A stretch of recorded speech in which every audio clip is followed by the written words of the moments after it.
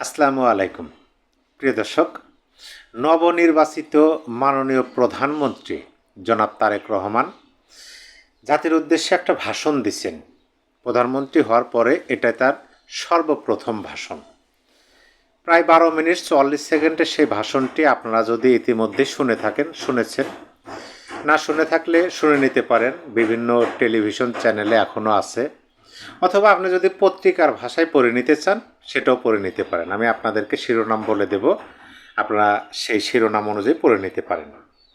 আমি মূলত আজকে মাননীয় প্রধানমন্ত্রীর ভাষণে আওয়ামী লীগকে নিয়ে ঠিক কী বার্তা দিলেন, তার ভাষণের মধ্যে আওয়ামী লীগকে নিয়ে বার্তা আছে, সেই বার্তাটি আপনাদের সামনে উপস্থাপন করার চেষ্টা করব।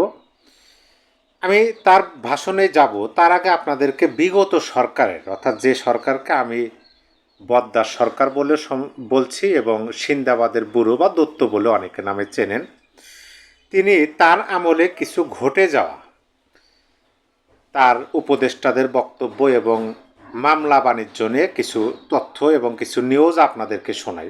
এটা শোনানোরও অন্যতম কারণ আছে, কারণ মাননীয় প্রধানমন্ত্রী ভাষণে যে কথাগুলো বলছেন সেইটা শোনার আগে এই বিষয়গুলো আমাদের স্মরণে আনতে হবে। আমরা সবাই জানি, কিন্তু আমাদের একটু এখন সামনে আনা উচিত। দেখেন, প্রথমে আমি যে শিরোনামটা আপনাদেরকে শোনাবো সেটা হলো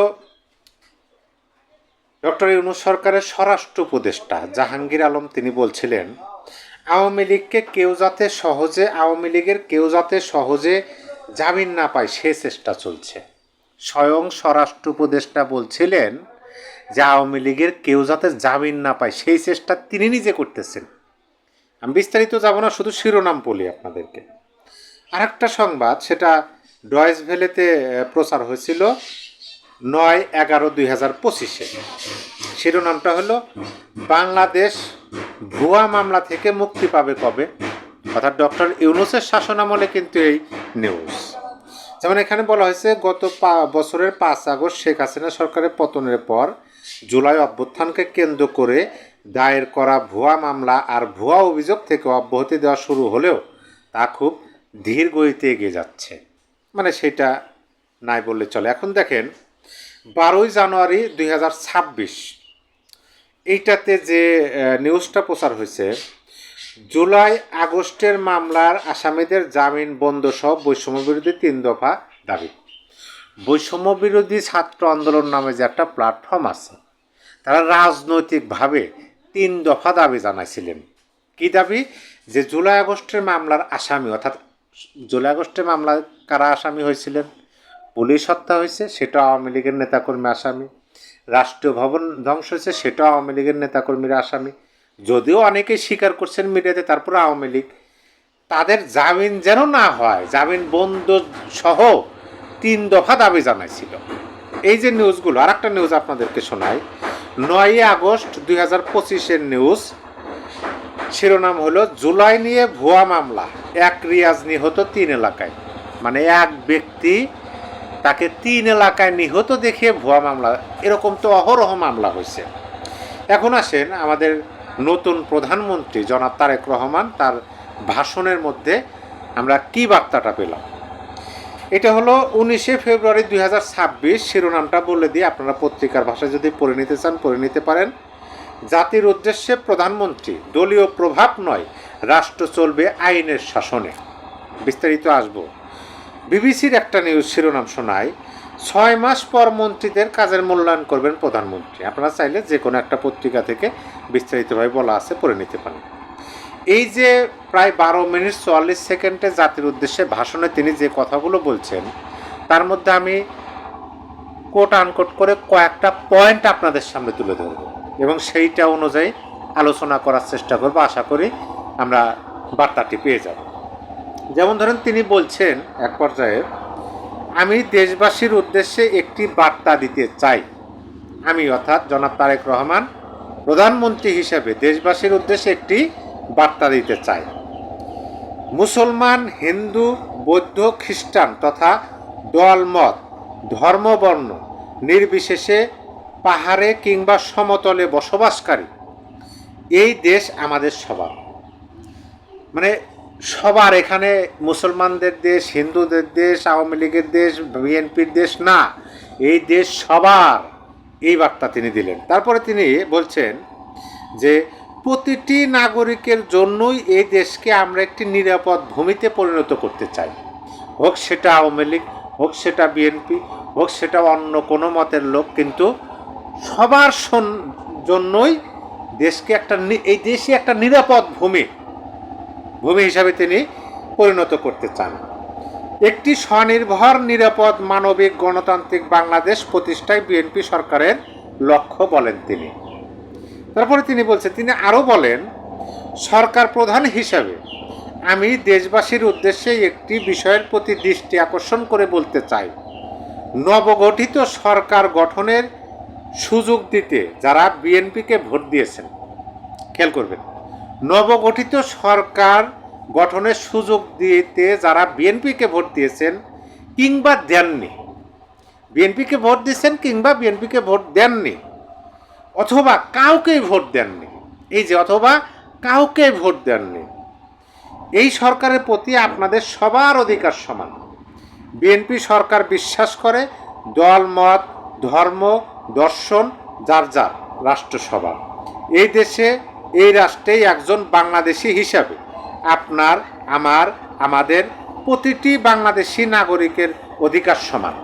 এই যে তিনি মন্তব্যটা করছেন, তিনি দেশবাসীর উদ্দেশ্যে একটি বিষয়ের প্রতি দৃষ্টি আকর্ষণ করতে বলছেন যে বিএনপিকে যারা ভোট দিচ্ছেন সরকার গঠনের সহযোগিতা সাহায্য করার জন্য, তারা বা বিএনপিকে ভোট দেননি তারাও, আবার কাউকে ভোট দেননি, যে কাউকে যে ভোট দেননি, এইটার মানে কি? যেমন আমরা যদি দলগতভাবে ধরি, তাহলে বাংলাদেশ আওয়ামী লীগ দলীয়ভাবে তারা কিন্তু এই একটা অবস্থান নিয়েছিলেন, যেটা তারা প্রকাশ্যে বক্তব্য বা এটা তারা কি বলে কর্মসূচিও করছেন অনলাইন ভিত্তিক, নো ভোট নো ভোট, নৌকা নাই ভোট নেই, মানে আওয়ামী লীগের কেউ ভোট দিতে যাবে না। সেইটাই যদি ধরে নেই, তাহলে কাউকে যারা ভোট দেননি তাদের জন্য এই বাংলাদেশ সমান অধিকার, খেয়াল করবেন। এবং আমরা এইটাও দেখছি বাংলাদেশের বিভিন্ন জায়গাতে যে সমস্ত আসনে আওয়ামী লীগ বিহীন বাংলাদেশের ইতিহাসে আজ পর্যন্ত অন্য কোনো দলের প্রতীক নির্বাচিত হয়নি, সেই সমস্ত আসনেও বিএনপির ধানের শেষ প্রতীক নির্বাচিত হয়েছে। তার মানে কি? আওয়ামী লীগের ভোট, দলের অবস্থান, কাউকে ভোট না দেওয়া। এমনও দেখছি সংসদ সদস্য, আওয়ামী লীগের সংসদ সদস্য এমপি তারা ঘোষণা দেওয়ার মাধ্যমে বিএনপির সাথে অবস্থান নিচ্ছেন। কারণ কি? দেশ বিরোধীদের পরাজিত করে দেশের পক্ষের মানুষকে রাজনীতিতে সরকারে আনতে হবে, এই যে তিনি বক্তব্য দিচ্ছেন, তার মানে কি আওয়ামী লীগের জন্য সমান। আসতেছি, তিনি আরও কিছু কথা বলছেন।